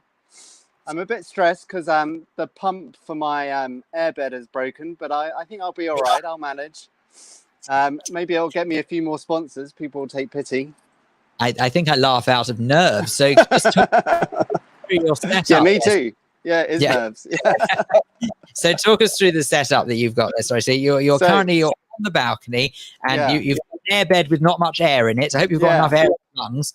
But I have got a hot water bottle, and I've got some chocolate, and I've got 2 sleeping bags. So I reckon I'll be okay. Now, George, how much money have you raised in total, would you say? Do you know, I think it's about £1,800. It's not as much as I hoped. So if anybody's out there... No. Hang on. That is to be sniffed at. £1,800. Bravo. That's fantastic. Me. It's not as good as some other people. I'm looking at the Warrens, who are doing well. And St Mary's, which is doing well as a school. Every helps, definitely. Yeah. So now, George, you've obviously, am I to assume that you've taken part in these sleep outs before, or is this the first time that you're sleeping al fresco? Yeah. Do you know, I did one, the last one, which I think one of your other callers mentioned at the Royal Academy. And I forgot a vital bit of equipment, which I won't be forgetting this time, which is a pillow. So I didn't get any sleep at all last time. So I'm hoping with a pillow and some earbuds, this time I might get a bit more sleep. Now, so take note. You heard it from the boss. If you are going to be take a pillow. These sleep outs, please do take a pillow. George, this might sound like a silly question because it's fairly obvious to some people, but how would you say this compares to previous big bed downs? Because it obviously is different this year. Yeah, I mean, it is different, but this year has been different, hasn't it? And one of the great things, and actually we've learned this at the centre, is that it's been a time to try different things and innovate. And this has definitely been an innovation for the centre doing it this way. And it's been great, actually, to see. I think we've got a much better idea this time of what the centre's really like, listening to Gaia and Glyn and Debbie and Macca. And that's just been wonderful. So thank you for all your help in doing that. And thank you for encouraging us to do it. And thank you if you're out on your sofa or in your living rooms, if you're building dens, or if you're brave like me outside. Thank you for everything you're doing to do it, to help.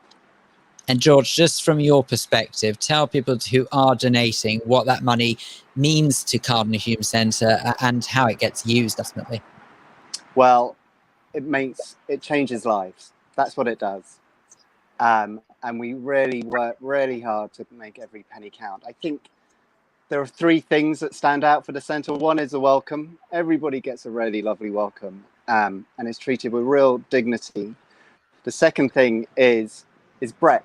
So we're there for all the bits of life that sometimes can be complicated. So you've heard about family services and immigration advice, housing advice. We're there for everything almost. And the last thing is potential. So if you come to us, and this is where your money really goes, it's about building lives and building futures, and for really giving people the opportunity to make the best of themselves. Now, George, just between you and me, obviously you're the CEO, the chief executive, means that you are the boss. What's the best bit about that? Oh gosh, actually the best bit is doing things like this, and I never dreamt I would say it, but this year I've really missed seeing the people who support us and doing events like this and being able to talk to people about our work. So that is definitely the best bit. So thank you for this short opportunity, Phil, to talk to you and to talk to others about the great work the centre does. No, thank you very much as well. It's really great work that you guys do. It's super impressive, and I feel almost ashamed that I didn't know more about your great place of work beforehand. So, George, thank you very much. Have a good night. Well, yes, and fingers crossed. Pillow this time. So, and also hopefully wrap up warm, because I have it on good authority. It's not as warm as you might think it is out. So there you go. Thank you, George. All right. Thank you very much. Have a good night, everyone. Thank you, George. Terrific stuff there. There you go. That's George, who is George O'Neill, the CEO of the Cardinal Hume Centre. There you go. You've seen it. Even the boss is getting involved in this. So you've got no excuse. If you want to post your photos of the Den Challenge, remember, just use the hashtag #CHCDenChallenge. And also you could use the hashtag, by the way, #BigBedDown. And across social media, you will find at Cardinal Hume Centre on Facebook and Instagram. And then on Twitter, it is at Cardinal Hume CHC. Well, earlier on this evening, newsreading legend Angela Rippon left us with a bit of a cliffhanger with her bedtime story. It's time to find out the dramatic conclusion. Well, I assume it's dramatic. Let's find out. It's back to Angela. Hello again. Now, if you remember, we left the little woodland fairy daisy chain tangled in the upper branches of the tree, and her great friend Lucy Leaf really didn't know what to do to get her out. But I'm going to tell you now how she was rescued. So, are you lying comfortably? Then I'll begin. Daisy was crying, leaving Lucy wondering how on earth she was going to be able to help her friend. But just then she looked down through the branches and she saw Mr. Crow walking along the path towards them. "Mr. Crow," she called out. "Mr. Crow, wait, I need your help." And she went skimming down through the branches to land right in front of the black bird. "Oh, Mr. Crow, you're just the person I need," she said. "Daisy's stuck up there at the top of the tree. Her wings won't work and I've got to get her down. You're so big and strong. I know that between us we'll be able to carry her back to the ground, and then our teacher, the Whiz, will be able to make her better with his wonderful magic." Mr. Crow looked stunned. Well, he sputtered, I'm not really sure." "Oh, come on," said Lucy. "This is an emergency. Oh, please hurry." Oh dear, said Mr. Crow. And with that, a huge tear rolled down his face, and he buried his head under his wing. "What on earth is wrong?" said Lucy. "I'm sorry," said Mr. Crow, "but I can't help you. You see, I'm afraid of heights. I get so dizzy I can't bear to be up high and look down. That's why I walk everywhere." Lucy stared at Mr. Crow in amazement. But before she could say anything at all, she heard Daisy calling out in such a panic she knew she had to do something. And by now, lots of the woodland creatures had come out to see what all the noise was about. There were rabbits and mice and hedgehogs and squirrels all gathered at the base of the tree, looking up at Daisy and at Lucy and not knowing what to do.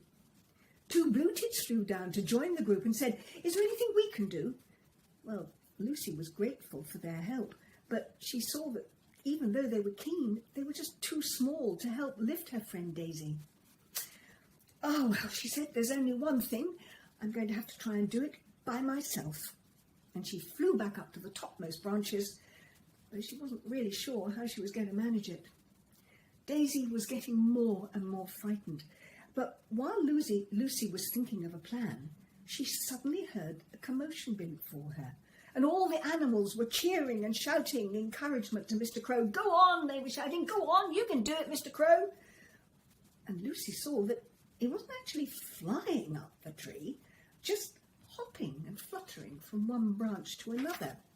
His progress was very slow, but he was gradually getting higher and higher. It took forever, but at last he did reach Lucy. He was out of breath and he was very scared. But in a trembling voice he said, "All right, what do we do now?" Well, Lucy just wanted to hug him. But instead she said, "Grab hold of one of her arms and I'll take the other. And I think that together we can just glide down and get her back on the path." So Mr. Crow did as she said. And together they gently lifted Daisy out of the tangle of branches and slowly drifted down to the cheering crowds. Lucy noticed that Mr. Crow had his eyes shut all the way. And halfway down he said, "Are we there yet?" "Not quite," she said, "but I will tell you when." And after a few seconds, when they were very close to the ground, Lucy said, "Now." So Mr. Crow opened his eyes, and together they made a perfect landing.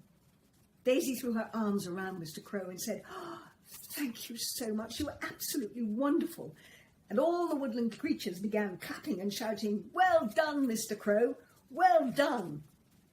Well, eventually the story had been told and everyone went home. Daisy was very anxious to rest her strained wings. And Mr. Crow, well, he sat quietly next to Lucy on the grassy bank. At last he said, "Look, Lucy, I know it's really silly, but I just don't like flying. I enjoy walking, and I get to meet such interesting woodland creatures. They stop and talk to me, and I like that." Then he looked at her with big, sad eyes and said, "I bet everyone in the Great Wood is going to think I'm such a fool now they know I don't like flying." "Not at all," said Lucy. "What you did today took a lot of courage. You were very brave. You overcame your fear, and you did something very special to help a friend who was in danger, and that's what people will talk about." And she was right. The story of Mr. Crow saving Daisy from the top of the trees spread through the woodlands so fast that by morning there was no one in the Great Wood who'd not heard about how brave he had been. So when he took his daily walk in future, everyone wanted to see him, pat him on the back and congratulate him and talk to him. No one ever mentioned that he didn't like flying, and it didn't seem to matter. No one ever mentioned it. They just accepted that he enjoyed walking and talking to his neighbours, and that was that.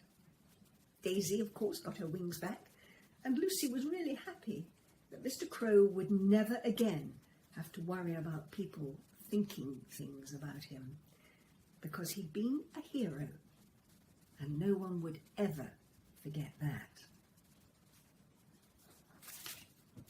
Well, I hope you enjoyed the story, and I'm sure that, like me, you would like to thank everyone at the Cardinal Hume Centre for the incredible work that they do in helping other people to build much better lives for themselves.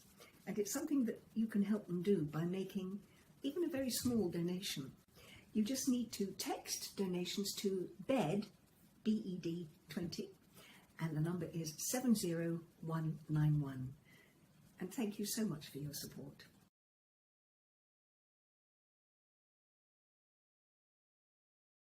How fantastic was that? And thank you very much to the living legend that is Angela Rippon for her support as well, and reading a bedtime story to our participants of the Big Bed Down this evening. Marvellous. Right, now it's time to find out about yet another of the remarkable services that the Cardinal Hume Centre has to offer. We're now joined by Gemma and Janita. So we say a very good evening to both of you. I hope that you are well. Now, in particular, you're going to talk to us about housing and employment.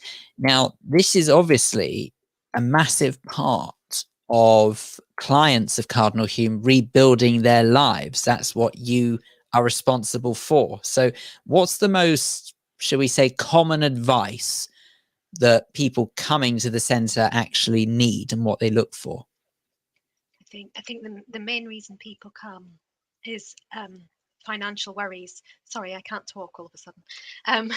So, and those difficulties often are putting their homes at risk. So often they'll come with rent arrears that they will be really, really afraid about.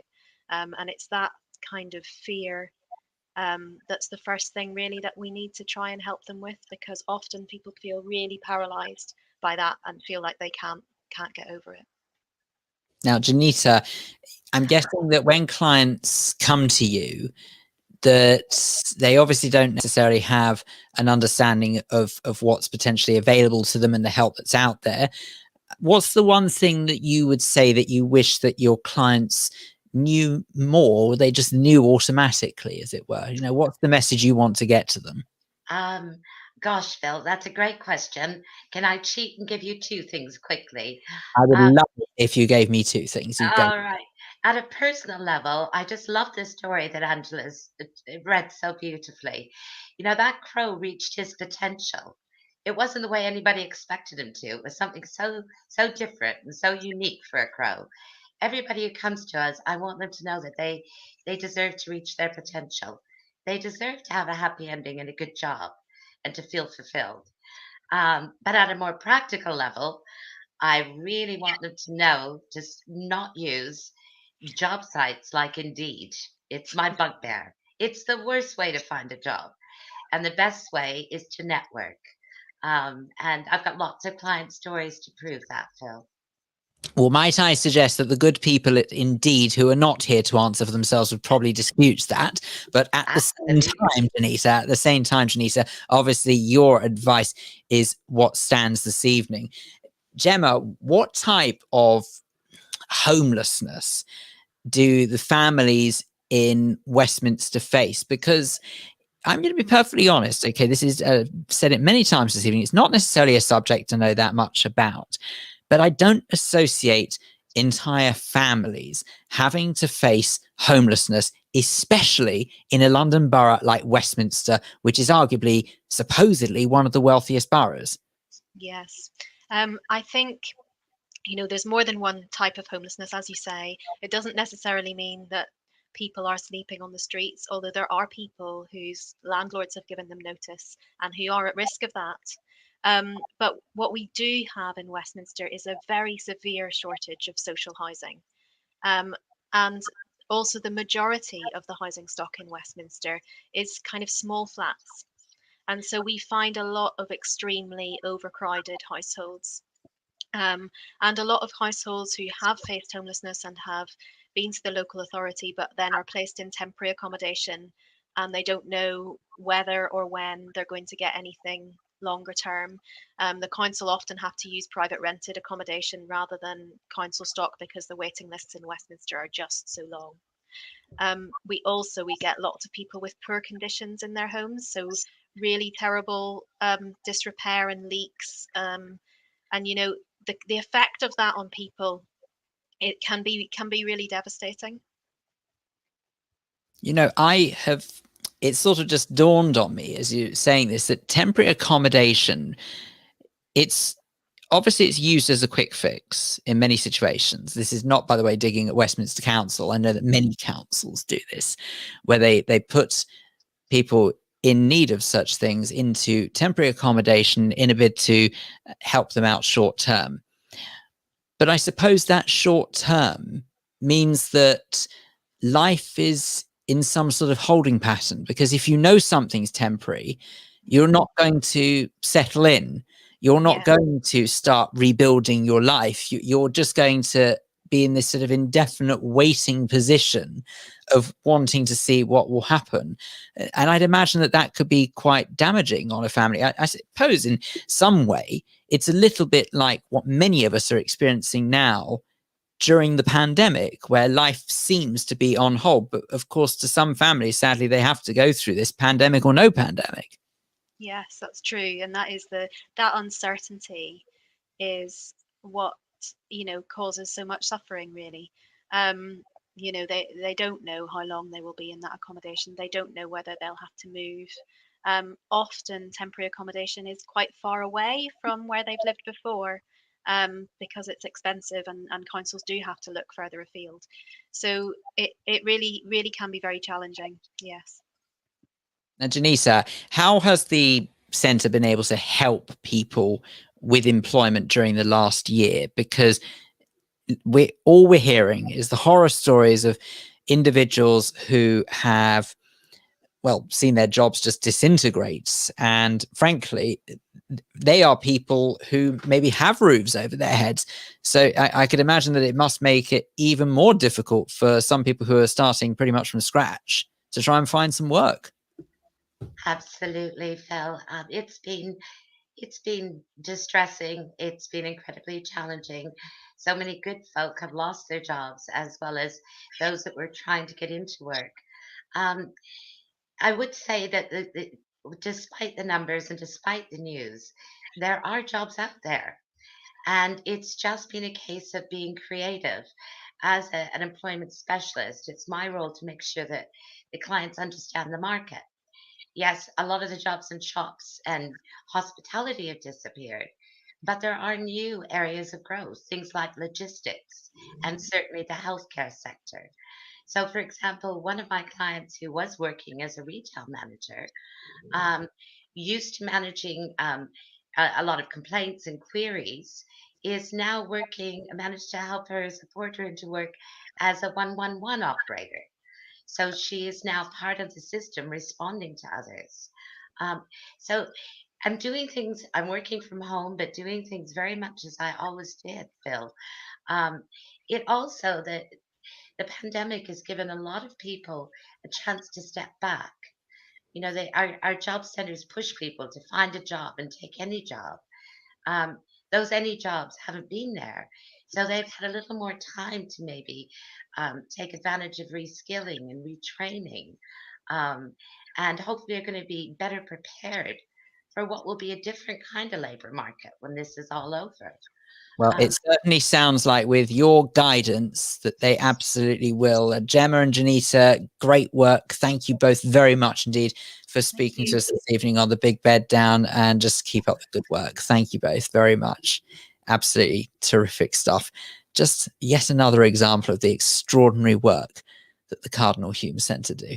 Big shout out to the staff at CHC, the Cardinal Hume Centre, who are doing wonderful work, especially in this last year during the pandemic, where things have got even tougher for the most vulnerable.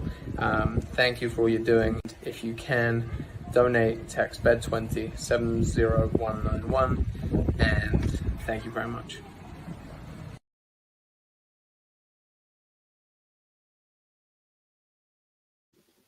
But there you go. Hugh Collins there, Hollywood royalty if ever I saw. There you go. Fantastic. Thank you very much indeed to Hugh Collins for his support. And indeed, thank you very much to all of your support this evening. It really is very much appreciated. Don't forget, you haven't got long, by the way. If you want to get your photos in, Dominic Holland, our celebrity judge, is busy working away like Billy-O to make sure that he judges your bed down photos. The CHC Den Challenge, hashtag CHC Den Challenge, is where you need to be posting your photos, or how you need to be posting your photos. Well, now let's have a little chat with another one of our sleeper families. And I can see that we have, hopefully, well, we certainly have Ginevra, but we've also hopefully got Father Jeremy Taylor as well. So I'm hoping, is he there? Oh, yes, he is. Look at that. So in you guys come. A very good evening. Oops, you guys are on mute. So you unmute your microphones for us, and then we'll be able to hear you, hopefully. There we are. Look at that. Terrific. Oops, almost. I was going so well. I think we're unmuting and muting at the same time. Can you hear me now? We can hear you now. A very good evening to both of you. How are you doing? How are you doing, Jennifer? I'm doing quite well. Quite well. Okay, well, there's an air of optimism there, so I'm happy enough with that. You sound like you are out and about from what I can see. It looks like you're out and about anyway. And Ginevra, you're certainly wrapped up very warm, so I'm assuming you're outdoors. Yeah. Whereabouts are you? We're in our garden. Ah, okay. And so talk. We're in a tent. Well, talk us through your den. Oh, you've got a tent there. Good work. Okay, so talk us through your tent. Well, What's in it? What have you got in your tent? oh, well, we've just got like sleeping bags and stuff. But Well, why don't you show around? It's a good start. Yeah. Here, we'll do you a kind of a tour. I don't know. Can you see anything? A little bit like There's through the some- keyhole. I want to see who lives in a tent like this. Let's There's see. some friends here. Ginevra's sort of soft toys here. Ah. And there's a kind of sparkly light thing there. Oh, There's hang on a Ginny. second. That's great fun. Hang on. Let's have a look at that sparkling light one more time. Excuse me. Look at that. You've got a regular disco going on in there. That's terrific. Yeah, so it's almost it's sort of chill out zone, I think, rather than a disco. But yeah, it's pretty nice. No, well, not that any It's night not terribly warm in here. moment anyway. And you're not too cold, I hope. well, It is pretty cold. Yeah. Oh. Right, well, so hopefully a couple of extra blankets will do the trick.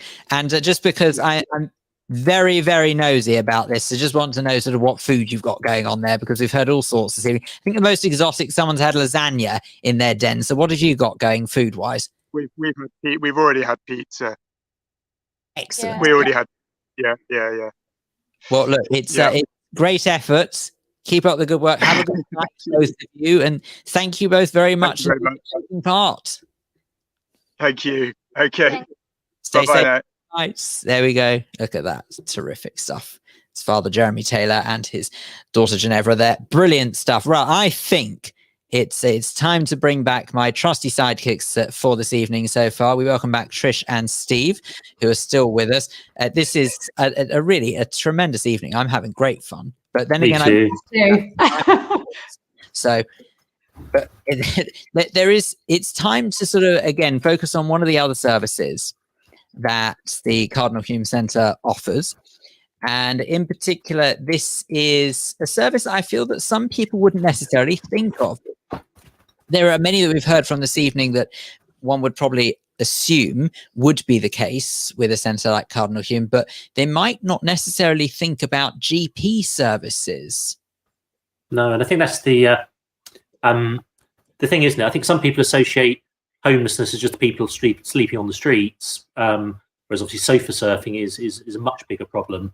But that's really where we see the street sleepers, the ones coming into the GP surgery. And it really struck me when I was talking to the GP, Paul O'Reilly, around Christmas time, that they were at the first wave, the vanguard of going out to vaccinate the street sleepers, long before the rest of the population were doing it. So they're seeing such a different demographic. And we'll see Dr. Paul in a while, but when he finishes the day job, he goes out into the streets of Westminster to do triage work with the people sleeping on the street. It's absolutely remarkable and inspiring. Well, as rightly identified, let's find out more about Dr. Paul and his team.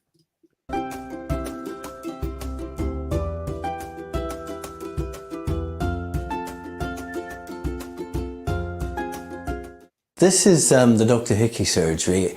It's a general practice specifically for homeless people, and we've been here in South Westminster since 1987, 34 years now, in order specifically to deal with the needs of the very large numbers of people who become homeless and sleep rough in South Westminster. And she recognised the need for this because of the very large numbers of people who were homeless at that time. Predominantly at that time, homeless families. And she set up the practice because she was perceiving that their needs were not being adequately met by mainstream practices who weren't able to provide the level of access and responsiveness that these people needed. And the predominant causes of that homelessness have changed. As I think we've often spoken about, homelessness is primarily a disease of relationships. It's what happens when nobody in the world will give you a bed for the night. And at the moment, the medical conditions which most commonly cause people to become and to remain homeless are those of substance misuse, alcohol problem drinking, chronic severe mental illness, major neurotic illnesses such as post-traumatic stress disorder, obsessive compulsive disease, and personality disorder. And to some extent a broad range of things that we normally think of as the diseases of migration, because one of the things that happens when you migrate between countries is that you detach yourself from many of the supportive networks and relationships. Yeah, so the coronavirus crisis has been quite an extraordinary event in the life of our patients. And I mean, in some respects, it's an ill wind that blows nobody any good. And in some respects, for at least some of our patients, this has been a remarkably positive period of time. I mean, initially, they were predominantly affected not so much by the disease of the coronavirus, but by the policy response, by the lockdowns. And a lot of them came onto script, became very stable, did very well. And also, at the same time, there was, I think, as was well known, the hotel initiative, whereby a lot of rough sleepers were given hotel accommodation. And initially we wondered about how successful this was going to be. And interestingly, within a week or two, we began to hear from the staff of the hotels, who weren't initially at all sure that this was a project they wanted to be involved with. But they pretty rapidly discovered that if they treated our people the way they treated their ordinary customers, then they turned out to be an awful lot nicer than their ordinary customers. And they became really enthusiastic. And I think that was a big part of why it was such a success. Yes, one of the great signs of hope that we've seen has been the vaccination program, which I think has worked much better than anybody could have predicted or even hoped, including in our population. I think, as is well known, generally there's been very good uptake in vaccinations generally, and I have to say it's been one of the most enjoyable things I've ever had in my professional life, was participating in this, because you have so many people who've been in penal isolation for 9 months, and suddenly it's as if you turn up with a key and suddenly they see hope and the prospect of a real move forward. And it's been particularly nice to be able to offer that to our population. I'm pleased to say that the Health Authority and the JCVI, the Joint Committee on Vaccines and Immunisation, have recognised that homelessness is an independent risk factor and allowed us to prioritise our patients. So we've actually been able to offer it to the great majority of our patients, and many of them have been very, very willing to take the vaccine, and thereby to protect both themselves, the people around them, and also because our people are very mobile. It's been very important from the point of view of the general health of the population that they are immunised and are therefore not likely to spread the disease to others. And so that's probably been the nicest thing I've been able to do all year for our people, is to provide that opportunity. Yeah, I think looking forward, one of the things that I would have a lot of concern about is the way in which the socioeconomic consequences of the coronavirus crisis will affect people in coming times. And I think this is particularly going to affect young people in this country, particularly those recent entrants to the job market. It's not clear that the starter jobs are going to be there for them. And I would have real concern about what's going to happen to them if they become destitute, if they become homeless and friendless and lose the relationships that will sustain them. So one of the things that I would be concerned about seeing is rising numbers of young people sleeping outside and being very vulnerable, very inexperienced in the ways of the street, being at great risk of being sucked into very harmful addictions and criminal behaviour. And I do think that's going to be a very prominent feature of our work in the future, and indeed the work of the Cardinal Hume Centre more widely, because of the centre's long-standing mission to young homeless people.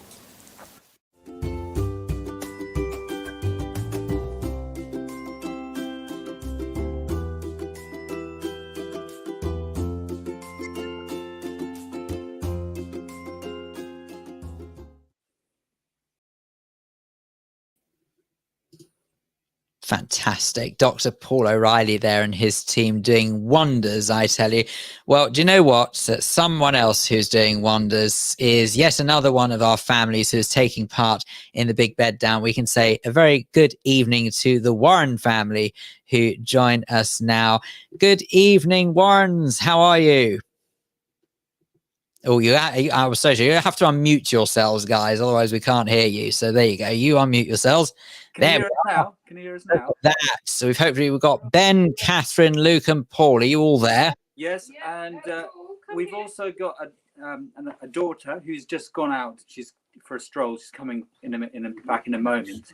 But yeah, we're not outside yet. We're keeping our powder dry, as it were, because we are not going to sleep in a tent. We're just going to do it, in a proper fashion, just lying in a sleeping bag.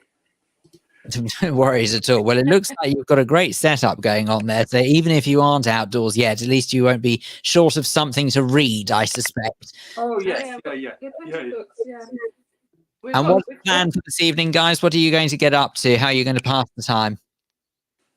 Sleep. I'm hoping to sleep. Someone had to say it to me eventually, I suppose. My plan. I've got lots of layers of clothes. So my plan is to get another layer on, take as many sleep mats, get in my sleeping bag and sort of breathe into it and try and see if I can get through the night that way. That's my plan. And just finally, just tell us a little bit about your connection to Cardinal Hume Centre. Why does this mean so much to you guys? Well, on and off, we've been involved with the Cardinal Hume Centre for quite a few years, actually. I've been a mentor some years ago, which was a fantastic experience, actually. I mean, I met some fantastic people there who taught me an awful lot as well. And we've kind of been involved in a lot of charitable stuff. I mean, cycle rides, concerts, sleep downs like this. Did one in the Oval, a cricket ground in 2014. That was in October when the weather was far more clement actually than it is tonight. So that's why we're gonna wait to go out until a little bit later when the hail has disappeared. And yeah. I did some work experience for the Cardinal Hume Centre back in, I think it must have been 2016. Warren family, I'm so sorry. You're doing great work, but we're so sorry we have to leave it there because otherwise we're going to run out of time. We've got to get to find out who has won our Den Challenge. But Warren's, best of luck. Have a good night. And thank you so much indeed for joining us. Really do appreciate it. Have yourself a really great night. Thank you for taking on the Big Bed Down to help fight homelessness. To donate £20, text BED20 to 70191. Don't forget to post your Den pages to social media channels and use the hashtag CHC Den Challenge. Congratulations to the CHC staff for their commitment to supporting vulnerable people through this pandemic. Thank you.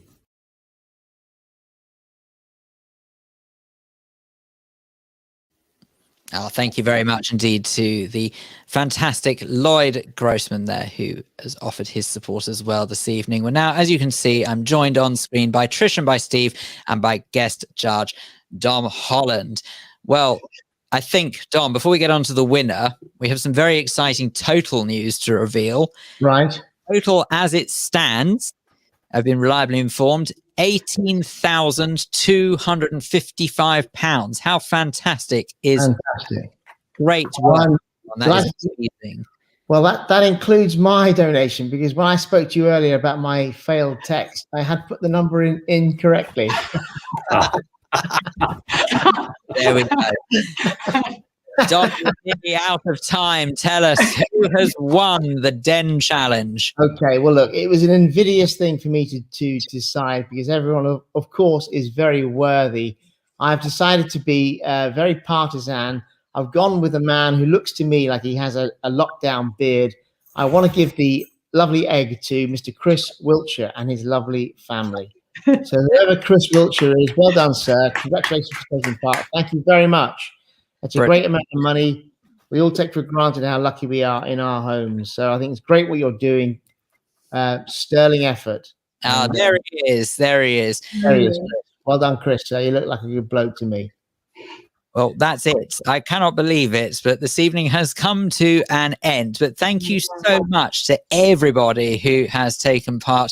Thank you very much to all of our celebrity guests, to all of our contributors, to everybody. And we must also say thank you to the good people at Men's Radio Station who allowed us the opportunity to broadcast this little event. And of course, thank you very much to everyone at the Cardinal Hume Centre and to everyone behind the scenes. I can't tell you the work that's gone on. Anyway, that's it. So thank you very much for watching. Thank you, Phil. You're very welcome. Sleep tight. Indeed, sleep well, everybody. And remember, it ain't over. So do keep donating if you can. And yes, stay safe if you are staying out. Good night, everybody. Bye. Bye. Bye. And to play us out, by the way, we're going to hear now from DJ Mike Reed. There we go. Now, good night. Through